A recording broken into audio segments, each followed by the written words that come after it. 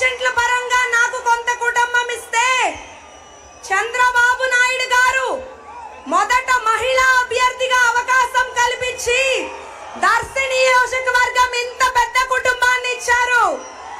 చంద్రన్న పాలన ఎక్కడుంటే అక్కడికి పరిశ్రమలు పరిగెత్తుకుంటూ వస్తాయి. చంద్రబాబు గారి పేరు చెప్తే ఏం గుర్తుకు వస్తుంది? ఓ హైటెక్ సిటీ గుర్తుకు వస్తుంది.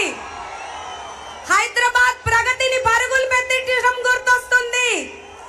ప్రజల వద్దకు పాలన గుర్తుకొస్తుంది.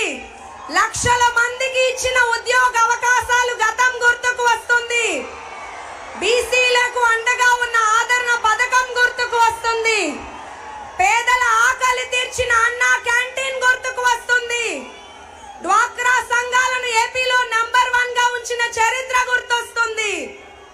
ఒక దళితుడికి లోక్సభ స్పీకర్ గా అబ్దుల్ కలాం ను రాష్ట్రపతి చేసిన చరిత్ర గుర్తొస్తుంది.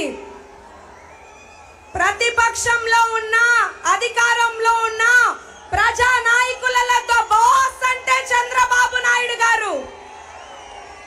మా దర్శి ప్రాంత అభివృద్ధికి మన ప్రభుత్వం ఏర్పడ్డాక మీ సహకారం ఎల్లవేళలా ఉంటుందని ఆశిస్తూ మా ప్రజల కష్టాలను మీకు తెలియజేస్తున్నాను సార్. ఇక్కడ కనీసం అవసరం ఉన్న తాగునీరు లేక మా వాళ్ళు అల్లాడిపోతున్నారు సార్. వాళ్ళ దాహార్తిని తీర్చాలి. పంట పొలాలకి సాగునీరు లేక పొలాలు ఎండిపోతున్నాయి సార్. ఉపాధి అవకాశాలు లేక వలసలు పోతున్నారు సార్. అంతేకాకుండా మెరుగైన విద్యా సదుపాయాలు లేవు. సరైన హాస్పిటల్ లేదు. పాడి రైతులు నష్టపోయారు సార్. రోడ్ల పరిస్థితి అధ్వానంగా ఉంది సార్.